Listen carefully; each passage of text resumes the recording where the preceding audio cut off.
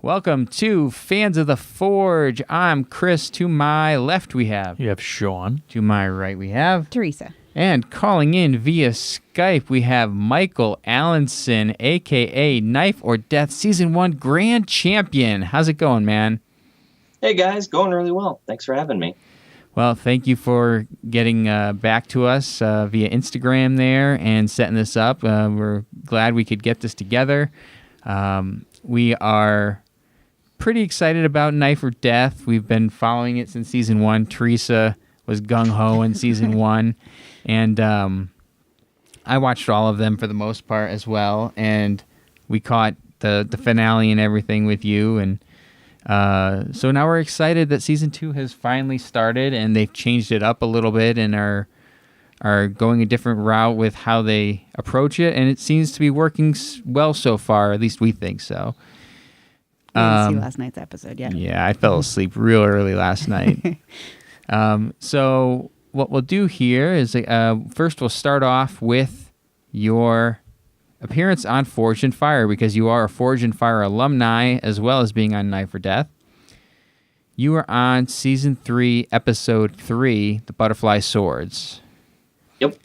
And at the time, you had 7 years of part-time experience, and you guys had to use brand new tools and some random old material to forge a signature blade.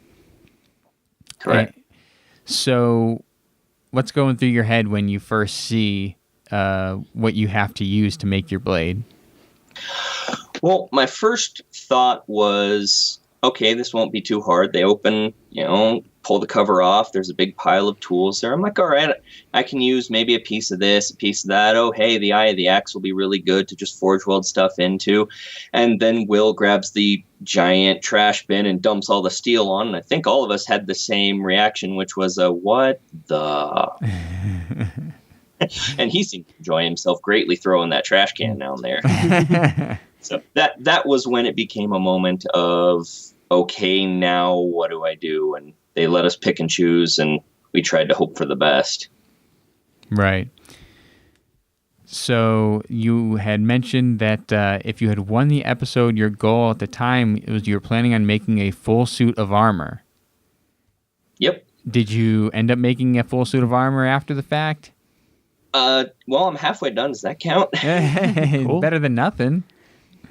Yeah, well, parts of it I also inherited from people, but yeah, the intention was to use the money to buy the tools to help me efficiently make a very fancy suit so that my fiance and I could have a period Ren Fair wedding in Ren Fair garb. Me in armor, her either in a dress or a suit of armor as well, whatever kind of seemed amusing at the time.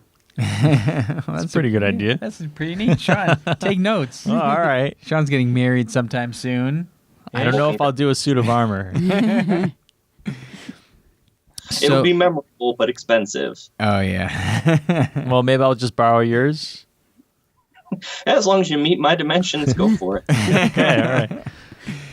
So, to finish off round 1, you had some issues getting your billet welds to stick properly using the materials you had, but you did manage to make a small knife and finish it, and then you dropped your blade in the quench tank.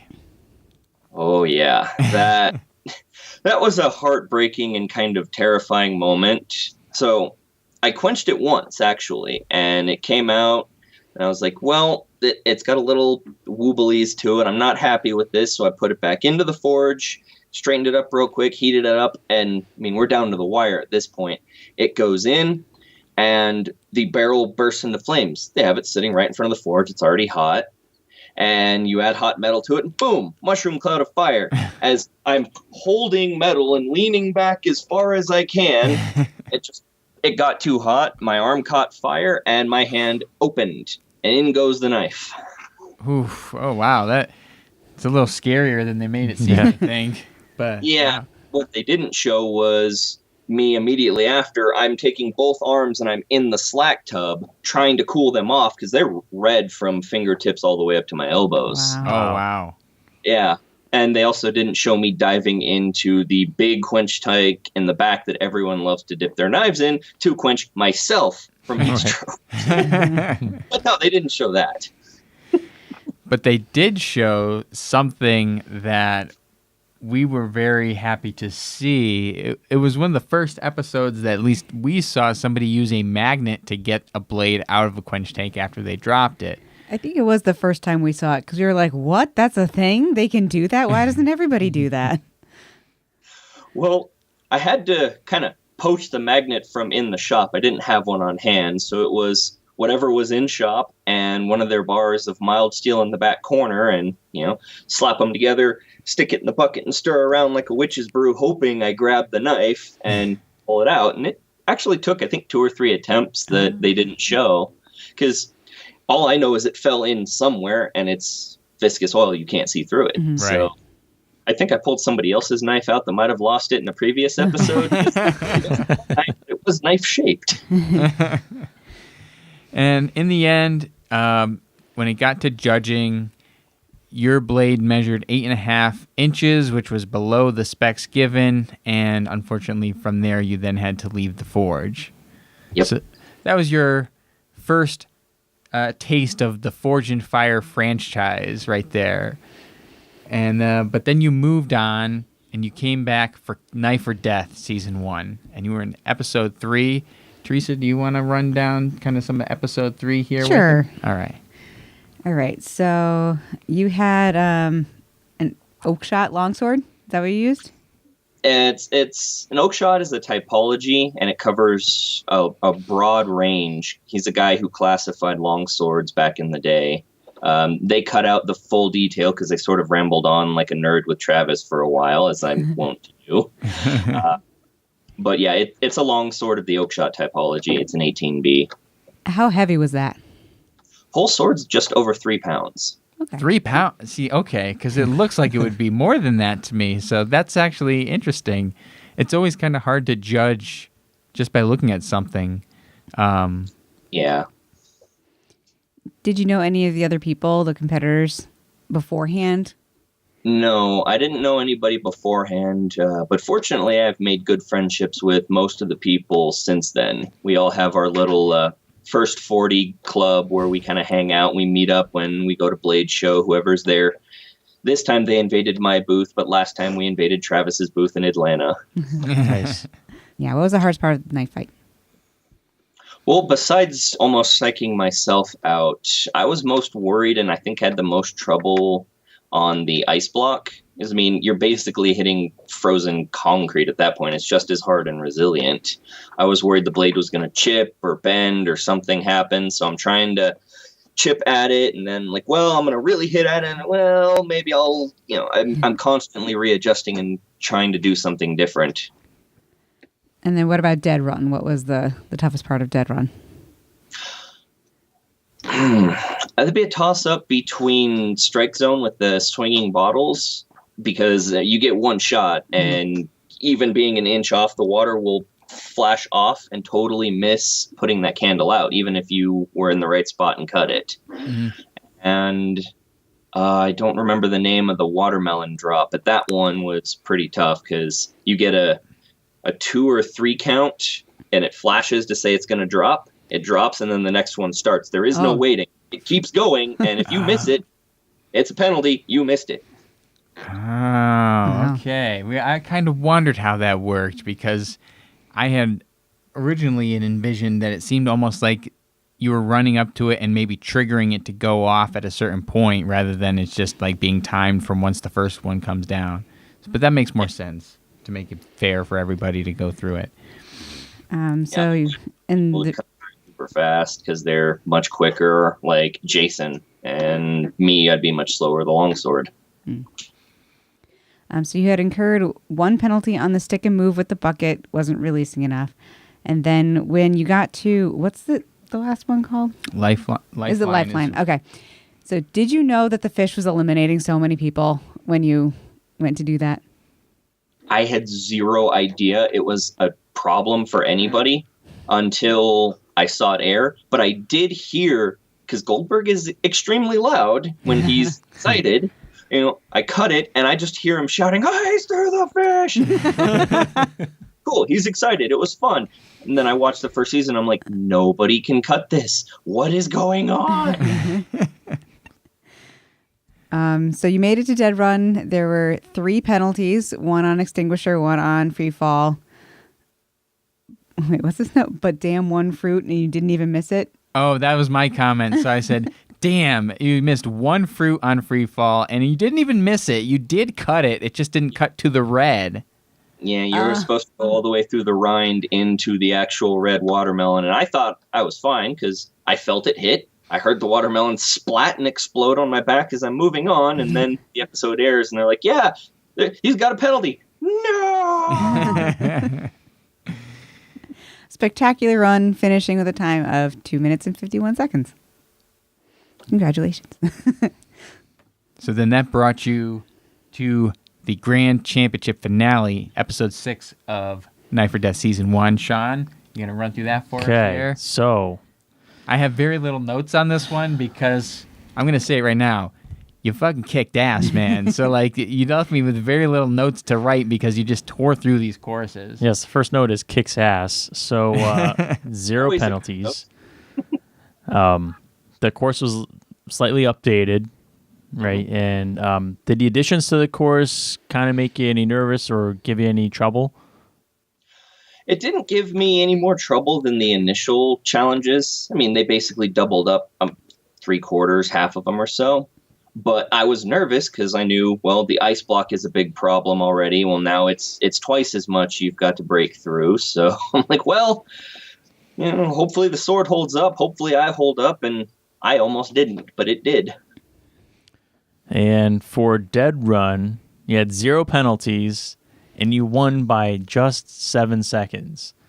Yeah. That's pretty crazy. So were you able to see the other guy do his run, or are you just kind of off? No, they don't let us watch each other's runs at all because it would be an unfair advantage. If you watch somebody do a technique that doesn't work, you can immediately exclude that from your toolbox and pick something else. Mm-hmm. I had no idea he was that insanely fast until I saw it live. Yeah, and he incurred, I believe, at least 1 or 2 penalties going through it as well. So that's just how fast he was. But then it was just so close at the end with his additional time, and it was crazy. It was a really great ending to the season, and and you pulled it through, and congratulations on your win for the whole season. That was spectacular. It was fun. I'd do it again in a heartbeat for no chance at prize money just to take a sword to that course again. Yeah. Speaking of prize money, what did you do with the 20K? I got some bills taken care of from expanding my shop, but I also took the chance to get a real power hammer for a change. Oh, nice. I was running a little 25-pound little giant for years, which is slightly better than doing it by hand, but I picked up the 88-pound Anyang, and I can actually forge things seriously now. It's amazing. Awesome. Was there any prize money for the first episode? Or yes, you get, I think it was $2,000 for winning an episode, and that gets you the placement in the finale. Oh, because okay. they're mentioning that now in season 2, and we weren't sure if they didn't do it last season or a cash prize or something they say, or I've heard them say now. Yeah. It's something like that. I got it all as a lump because they waited until 30 days after, so that nobody's running around with prize money, skunking the result for everybody. Because where did you suddenly get a whole bunch of money? I don't know. So that covers both episodes of Knife or Death as well as your Forge and Fire appearance, but we do have some other questions here. Sure. So are you doing this professionally now? Bladesmithing? Yes. Okay. I'm a full-time swordsmith, and I do armor on the side, mostly as a hobby because I enjoy it, but I'm not really selling or making a lot of money with it. So am I starting? Yeah, you can do. Whoever wants to start reading these questions, you can go for it. All right. So, what is your favorite steel to use? I'm a big fan of plain carbon steels. 1075, 1084, 1095. That's what I used for my longsword for Knife or Death. Okay. Do you have a preference for handle material? Not particularly. I like something that's not going to explode over the course of use and abuse, but I've used a pine core with hide glue and cord wrap on a traditional longsword just as much as I've used burl, stabilized wood for a knife. If it works and it works, I'm happy. What is your favorite style of knife or blade to make? That's actually a really tough one because my initial instinct is just to say swords. I really like the European long swords, but I also have a soft spot in my heart for Japanese blades. One of my teachers is a Japanese swordsmith. Oh, okay. Cool. What is your favorite non-blade item to make? Would you count an axe as a blade? I suppose It's got a blade at it. It's got an edge. It's got an edge. It cuts. So then yes, Sean? It So cuts, we're it kills. I say go for it, yeah. So, but it's not. So The then, question yeah. is something else then. It's not a blade that I like to make. So, well, axe is being thrown right out. Breaking my there. I'd say I actually enjoy making shields a great deal because you can shape the wood, you can paint in details. There's a little bit of dishing and embossing work for the metal plates and the bands around it. It's just a way to combine wood and metal. Interesting. Yeah, that's a good answer. I like that. All right. Best beginner's advice? Well, there's the cliche everyone gives, which is get it hot and hit it hard. But the advice I really want to share to everybody is find as many teachers as you can and learn everything you can from them, even if it's just what not to do.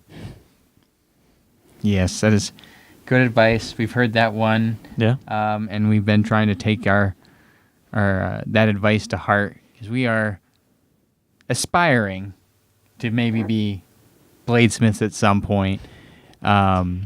We're working on the possibility of having a forge, hopefully soon. But we've taken a few classes, and one class, and then we worked with Theo Naz, and that was a fun experience, right? So, no more excuses. We need to get this going. You keep saying the same things because you haven't made much progress on the. Well, Plenty of excuses. Here's what's going on. I'm in the process of tearing down a deck at my house so we could build a new shed at our house. Then I can convert my old shed into a forge. And so there's a series of steps that's going to get to this point where I can then have an empty shed to put stuff in and start forging. But I have a time frame. I think it could be done by the end of the year. And be out there because we're also working. coming upon New England winter. Oh, yeah, that's Anyway, whose turn? It's yours. Oh, is it my turn? Okay. middle. Coal versus propane. Well, I would say yes. I enjoy both. I like charcoal over coal, but I enjoy solid fuel and gas just as well. They each have their own reasons and purposes. Mm-hmm. What tool do you use the most often?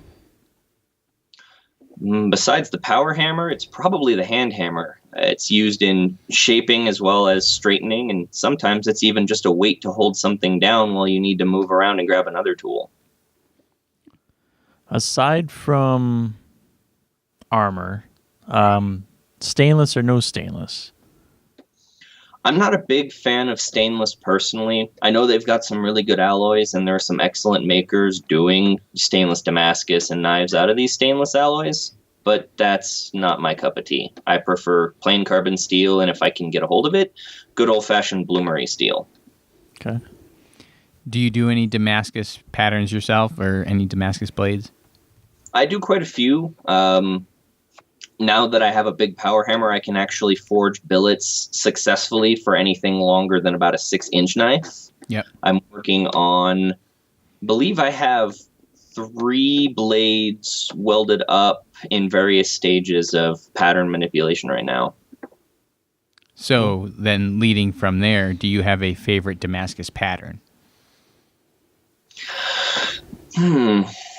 Well, I like mosaics just because you can sort of take the same pattern and evenly distribute it through. And the explosion of that is really nice.